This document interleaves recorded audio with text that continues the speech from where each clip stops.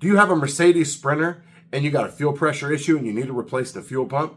Well, I'm going to help you with that.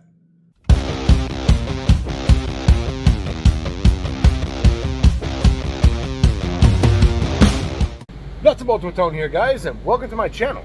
Today we have a 2015 Sprinter with a 3-liter engine and it's got a bad fuel pump. This thing is intermittently not starting and intermittently running rough. So I'm going to show you how to replace the fuel pump and the filter. Let's get going. So step one, you got to make sure that you have a jack that's big enough to get this out because this is a really long tank. So what we're going to do, you got these two fuel lines right here. So what you do is on this side, you push the two tabs together and you push them through, and then they come through like this, and then we can disconnect both of these, the return and the pressure. Also going to disconnect this connector right there, and this is going to stay with the tank, this electrical and both of these fuel lines. Going to come over here, we're going to take off this metal shield here, and so we can disconnect the filler tube. So we got 4 10s. All right, you got to open the driver's door, pop your little fuel door here, take your fuel cap off. I don't know why they make these black. That's so dumb when this is diesel.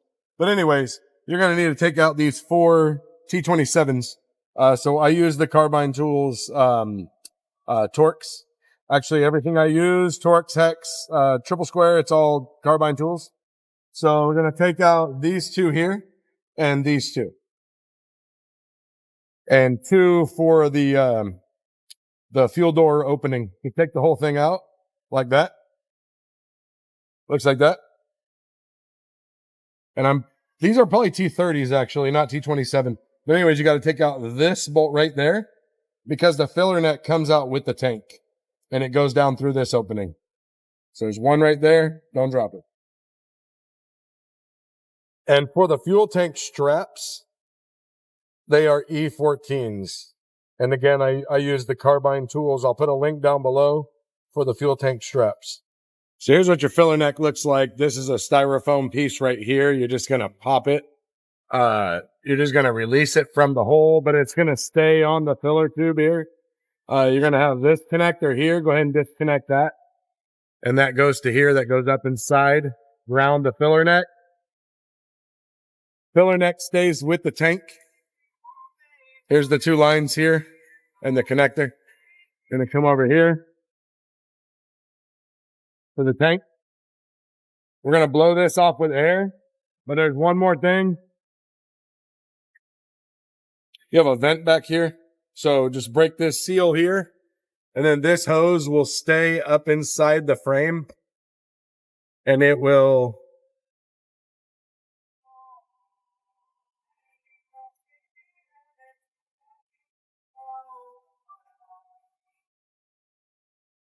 just goes like that. So it'll just stay up there.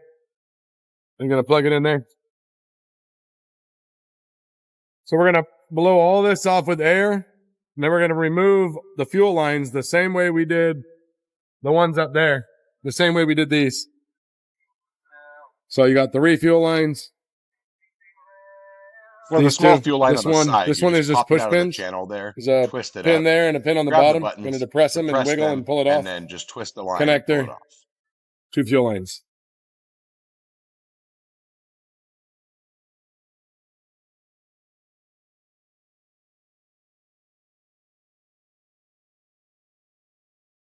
So what you want is some sort of fuel tank tool like this. I've already broke it loose. So it's actually pretty easy, even easier than the Chevys, which we do more often, Chevys, Chrysler, things like that. So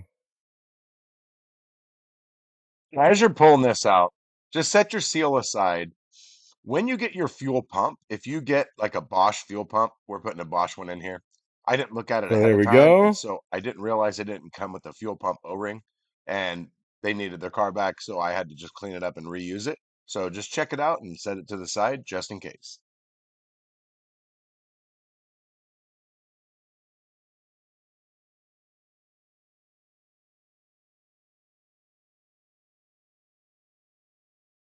All right, so it looks kind of weird. It's going to come out kind of funny. So here's what it looks like right here. There's the electrical. This goes towards the back of the tank. And here's the normal module here. And then on this side, we have the sender right there. And then you've got this long tube attached to a metal rod to keep it from bending. And when you're pulling it out, this is going to want to fight you. So you just got to work this in and then put your new seal in. I don't have a new seal, and this company needs their van back right now. So inspected it. Seal looks good. So I'm going to reuse it and cross my fingers. So I'm going to just go ahead and reverse install this. So now there's a notch right here, and that has to line up with that spot right there. So it's a very tight fit. Just going to put it in like that. Make sure your seal's in there and get the ring screwed on. And when you put your fuel lines on, you want to make sure they come all the way up before you click this in. And then I always give it like a little wiggle to make sure it doesn't come off. And the same thing here. Make sure you pull it all the way up and spray all this off with brake clean.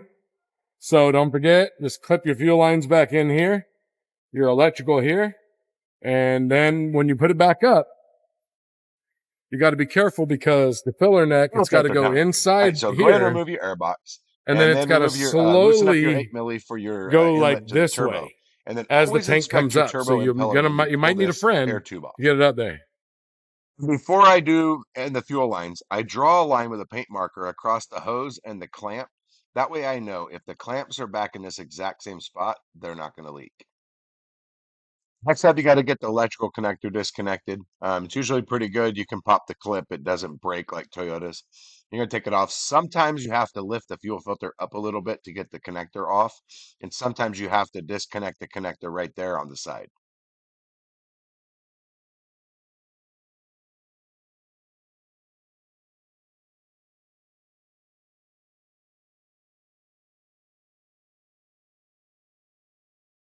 And then there's a little clip that holds this in. Let me see if I can get it to pop its little head. There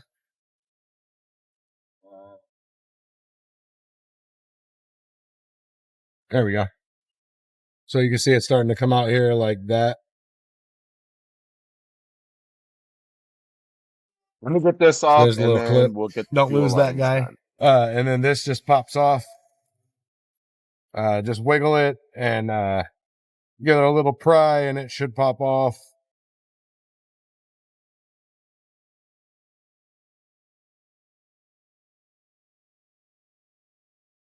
So to pop those clamps, right on this side where you see this little nub sticking out right there, it looks like this. It's clipped underneath like this. So the line from this side, it goes like this, and then it clips in. So we're going to depress it, and it's going to pop out. So you want to have some pliers that work for that. So these, I'll put a link down below. These are awesome. So these are angled, and these swivel, so you can put these into pretty much any position that you want. So for taking them off, what you want is you want this on the side with the nub. I got it backwards. It's going to go like that. Flip this one around. Because this is going to go, or the nub is going to go through there. So sometimes what you got to do is you got to get this set up. Of the nub, and you got to, this one was really hard. I disconnected this one before to check for fuel pressure. Put it back on, and it was really hard to get the pop. Where the flat part is on the side of the nub. So the one with the hole is for taking it off, and the one with the flat is for putting it on. And you're going to put it up against the nub. It's going to go out further. And then you're going to grab this side. You're going to pull it in, and once it goes over that raised portion, it's going to latch on.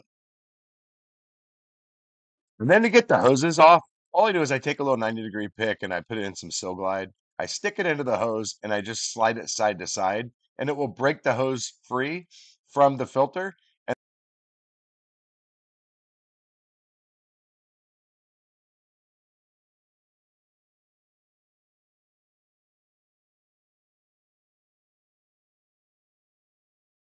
So I just lift the fuel lines like that and I let them rest. loosen up that Allen a little bit, filters out. And it's a 5mm Allen for that holding the filter in place. So I have a little set like this. Goes like that. This set's awesome.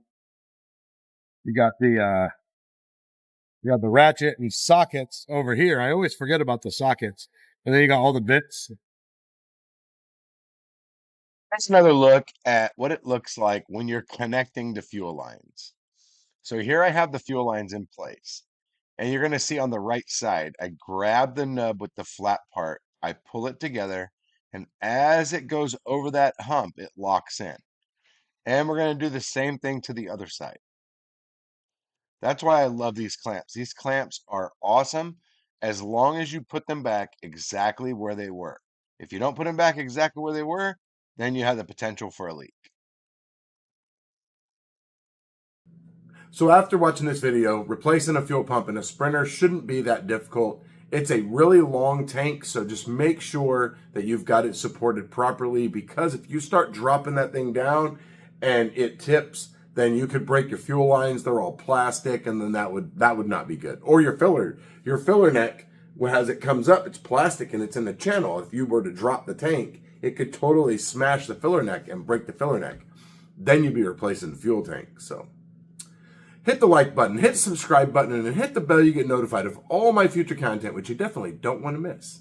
Thanks for watching, and I will see you guys next time.